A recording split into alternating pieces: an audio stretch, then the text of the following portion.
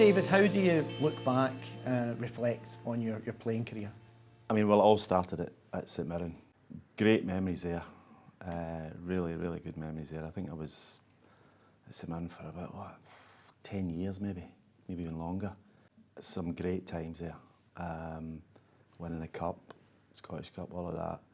Going to Aberdeen, I enjoyed it in the main there, and playing with really, really good players. And it was another, there's no disrespect to St Mirren, but it was another step up again. But I thoroughly enjoyed Aberdeen. Great place, but we just, both the club and myself, just couldn't take that next jump to be the champions again and dominate as they had in the 80s. From there to Hearts, good club, really good club, but it wasn't for me. From there I went to Dundee. I enjoyed my time there. I was only there for a year with John McCormack. And then to Iceland. St Mirren before that for a year, and then Iceland, which really had a massive effect on my life. Probably came at the right time for me, both personally and professionally. In terms of back at St Mirren, is the highlight the Scottish Cup final in '87? Probably. I mean, I can remember some really great games at I call it Love Street, at St Mirren. Some not so good games, but that is probably the highlight, you know, winning that game and the effect that it had on the team, the club and the town itself, because St Mirren's a community club.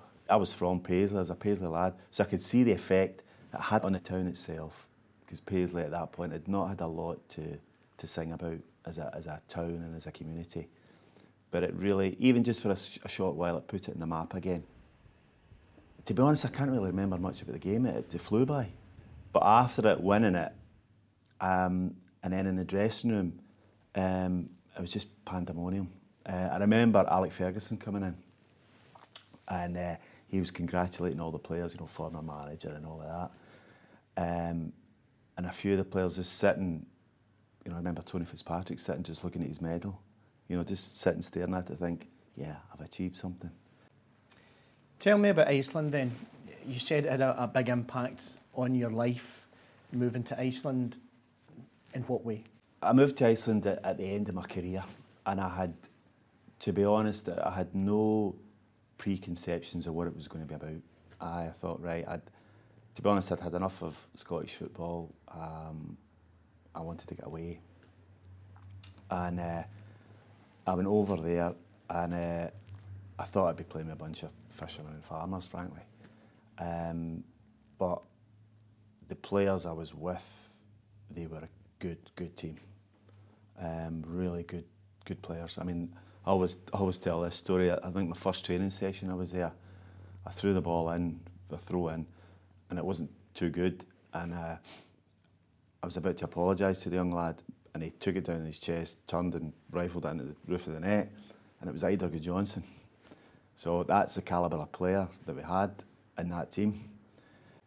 But from a personal level, it opened my eyes to a whole new world of the way of looking at things, not just from a sporting context, but life in general. It let me see a group of people, Icelanders, in the way they think and their mentality and their work ethic and the way they just calmly got on with things. It was refreshing. It really was refreshing. And when I come back to Scotland, well, it was about probably 4 years later,